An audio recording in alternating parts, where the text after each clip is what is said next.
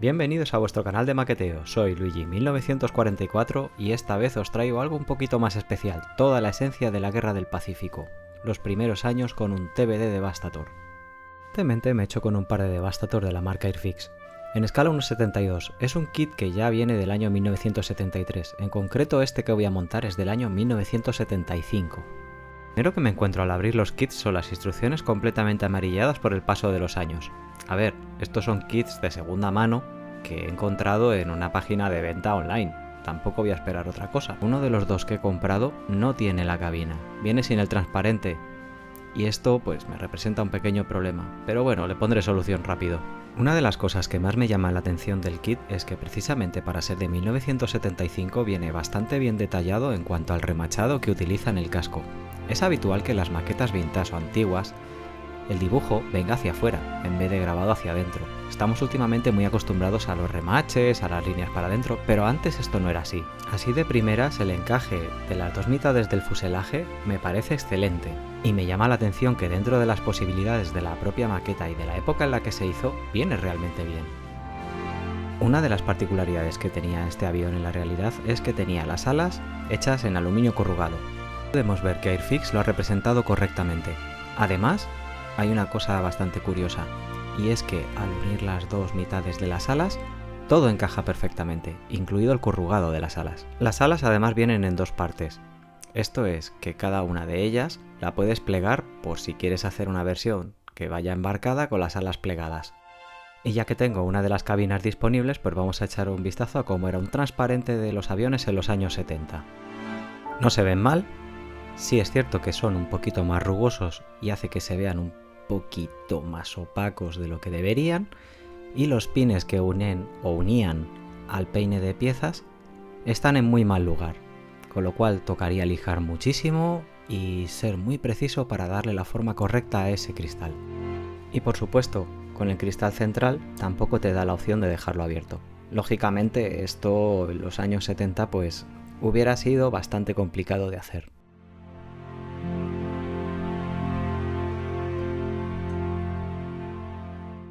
Llega el momento de las calcas. Aunque las calcas se pueden recuperar poniéndolas en la ventana un mes, 2 meses, 3 meses al sol, es cierto que a veces están completamente ajadas, es decir, que se deshacen. Incluso aunque las metieras en agua o les dieras un tratamiento para que volvieran a recuperar esa elasticidad, las calcas se desharían.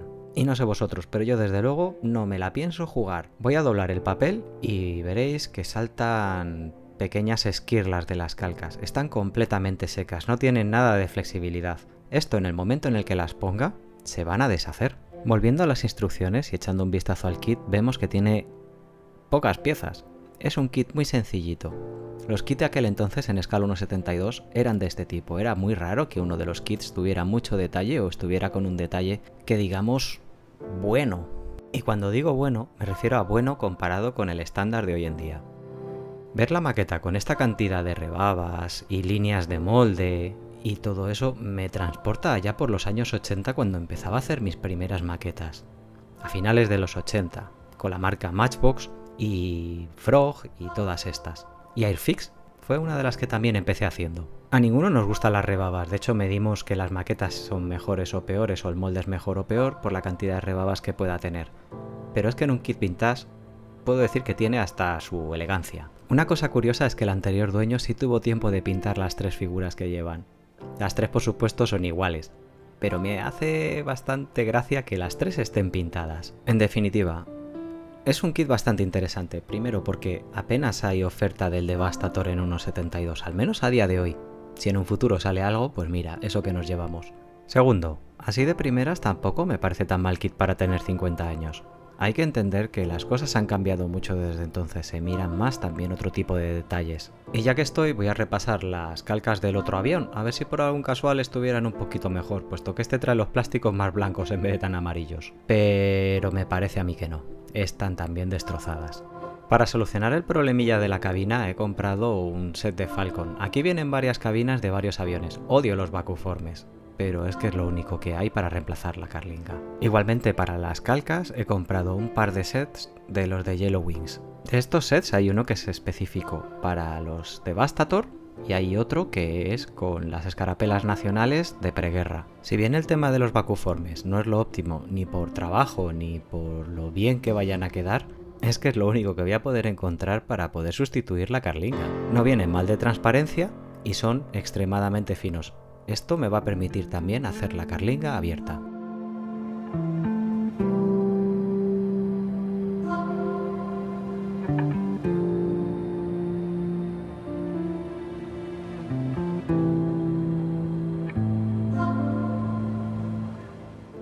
Pues arrancamos con el modelo. Los parámetros van a ser que no voy a utilizar aftermarkets aparte de los que he comprado solamente para sustituir las partes que estaban dañadas o perdidas. Y en este caso voy a utilizar Scratch. Voy a autoconstruir todo lo que haya que hacer. Ahora que tampoco me voy a volver muy loco porque es un kit de 1975 y quiero mantener esa esencia de la sencillez de los kits que se hacían por aquel entonces. Y por supuesto lo primero por lo que voy a empezar es por el interior. Realmente es que creo que es lo único que le voy a hacer, aunque ya veremos más adelante. Igual me animo con alguna cosa más. Lo primero, el panel de instrumentos. Voy a utilizar una herramienta para perforar los agujeros.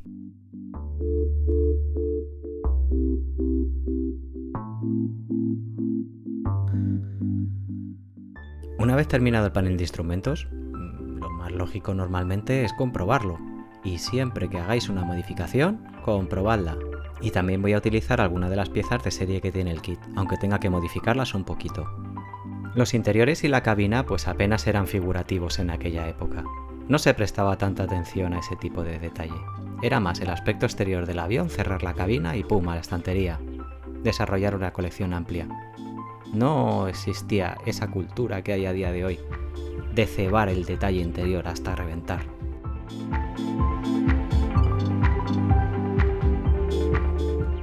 También, una vez colocado el suelo, voy a hacerle todo el costillaje interno.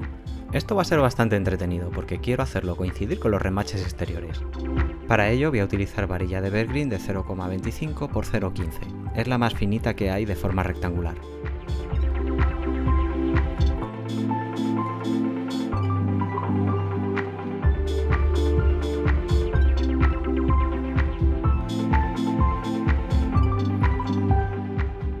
Es importante que cada vez que hago una modificación he de ir comprobando las dos mitades del fuselaje para asegurarme que todo sigue encajando correctamente. Y es que creo que a nadie le gusta pegarse la currada para que luego el fuselaje pues no cierre.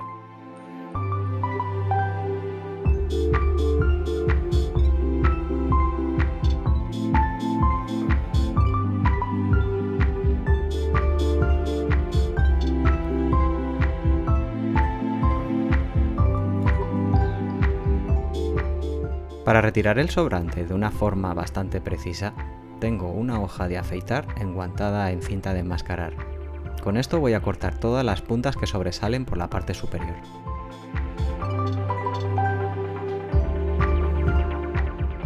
Se puede hacer también con cúter, pero a veces el cúter no tiene el filo suficiente para cortar de una forma limpia y precisa.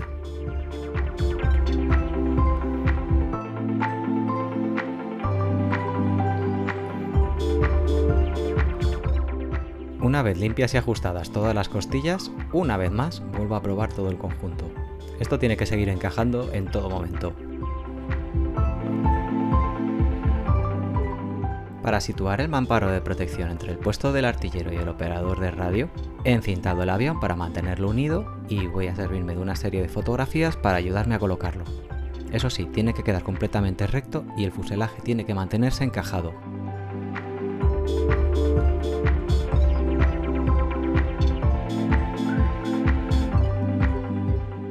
Y para terminar todo el tema del costillaje, le coloco todas las uniones entre las costillas. Que es un trabajo complicado porque hay que andar midiendo y colocándolo todo porque quiero que encaje, aún así, con los remaches exteriores. Todos los listones de unión además hay que cortarlos al largo de cada mamparo. Si me paso, toca ajustarlo y si me quedo corto tengo que cortar uno nuevo.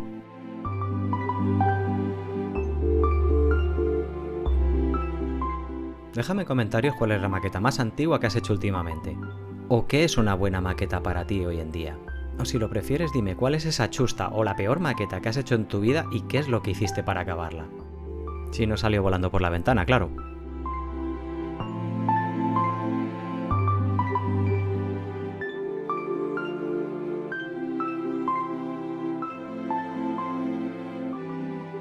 y punto de pegamento en cada unión para mantenerlo bien unido.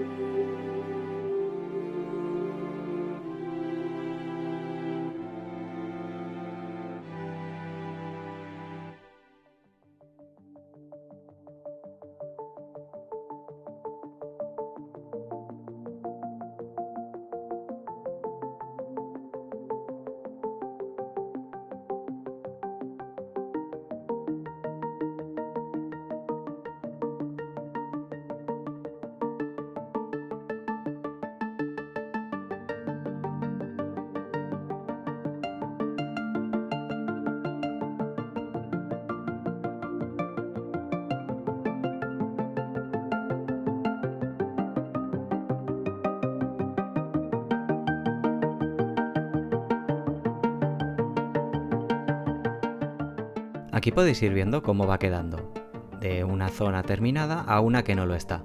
Y aunque es cierto que se va a ver entre poco y nada, mira, pues yo sé que está ahí. Es algo que me gusta y lo he hecho. Y yo me pregunto, ¿cuántos de vosotros hacéis detalles que no se van a ver pero que vosotros vais a saber que están ahí y porque queréis que esté ahí, lo hacéis? Llega el momento de hacer la parte superior de la cabina. Una cosa bastante interesante es que tiene una forma bastante curiosa, sobre todo en la zona del puesto del artillero, puesto que hace una especie de óvalo raro.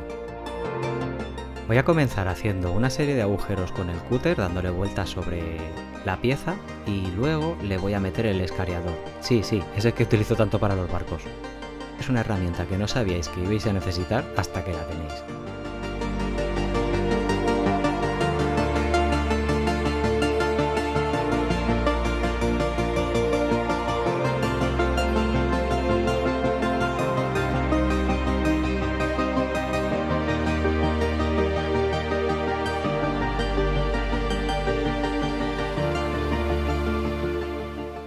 Con el escariador le voy a ir dando forma al agujero, lo voy a ir agrandando y luego voy a hacerle unas uniones para retirar todo el plástico sobrante. Esto me va a dar la forma que necesito para esa parte del puesto del artillero.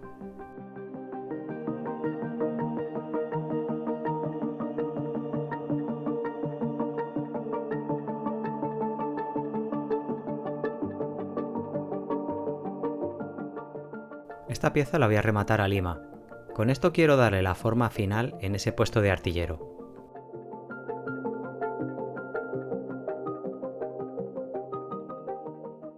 Y esta es precisamente la pieza que va a cerrar todo el conjunto, sobre la que va a apoyar la carlinga.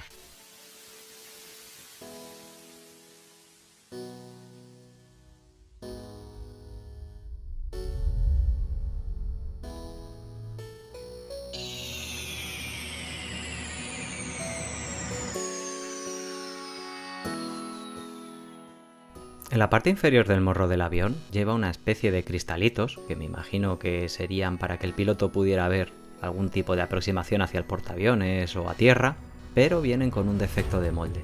Vienen con una oquedad muy fea que tiene. Para limar este cristalillo voy a utilizar una lima de 4 colores. Voy a ir del más grueso al más fino. Al final vuelve a quedar completamente transparente, pero sin esa oquedad tan fea que no me apetece sinceramente que se vea.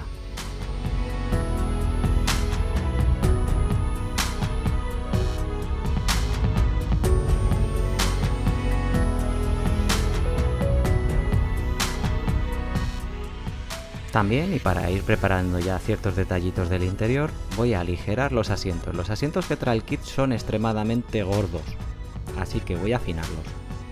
Me gustaría utilizar los asientos originales, así que toca trabajarlos un poquito. El asiento del artillero viene con un soporte bastante gordo, así que lo primero que voy a hacer es cortarlo. Y luego, pues ya va a tocar aligerarlo, hacerlo un poquito más pequeño ese asiento.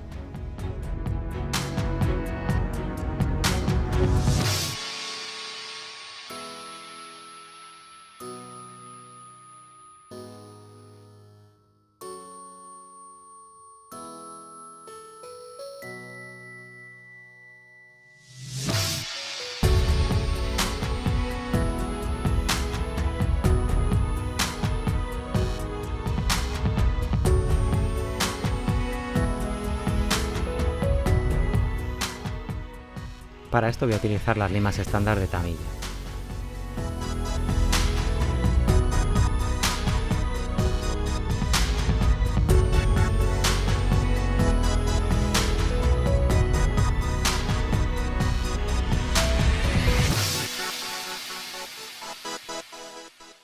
Una vez trabajados un poquito los asientos para aligerarlos, hacerlos un poquito más finos, más estilizados, más elegantes, podemos ver la diferencia con respecto a los asientos de serie. Y fijaros que es el mismo asiento.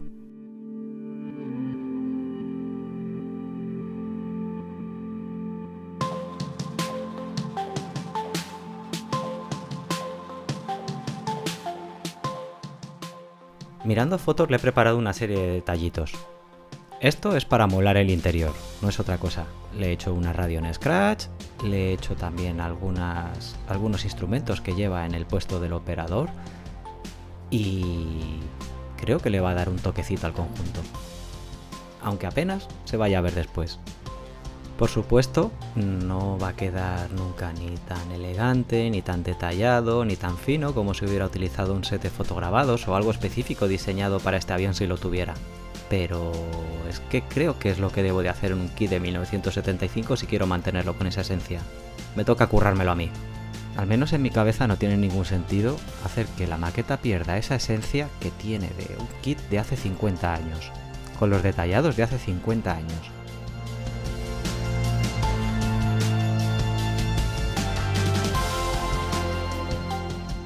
También esta pieza que estoy haciendo con el mango del cúter es el anillo que lleva la ametralladora en el puesto de artillero. Esto más adelante veréis cómo queda.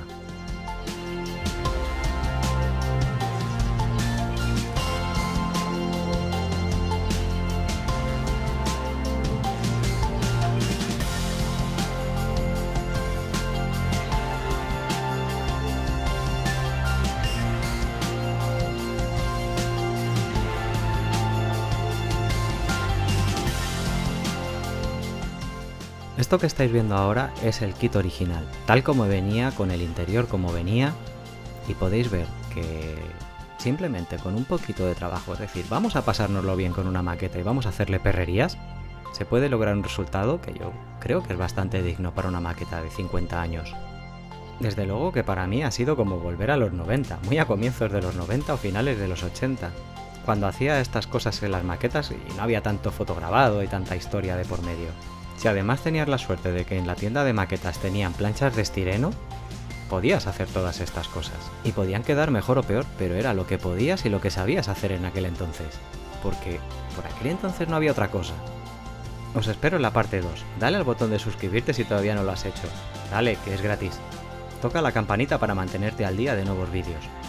Y gracias por acompañarme en este nuevo modelo, para variar un poquito fuera de los barcos, pero nunca abandonando el tema naval.